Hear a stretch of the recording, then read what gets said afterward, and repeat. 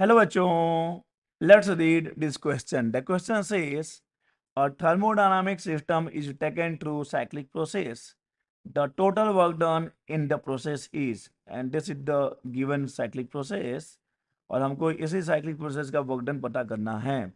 And the given options are A 100 joule, B 300 joule, C 0 और D 200 joule.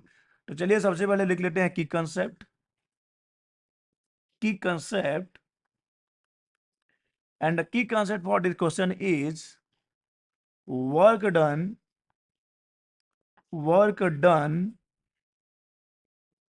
in a cyclic process.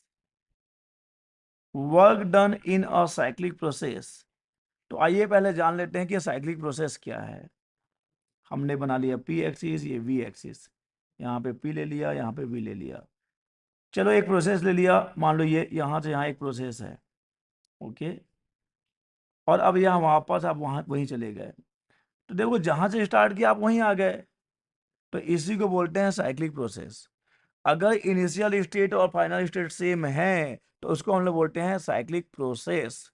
ठीक है.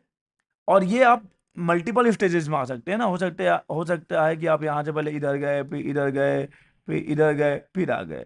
तो ये भी साइक्लिक प्रोसेस ही है. अगर इनिशियल और फाइनल स्टेट सेम है तो ये साइक्लिक प्रोसेस है.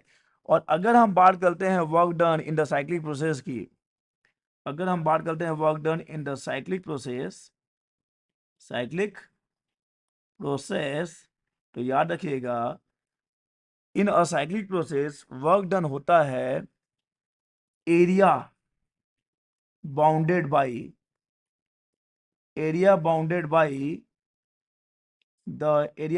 The closed curve on PV diagram. ये है ब्रह्मास्त्र इस सवाल को हल करने का.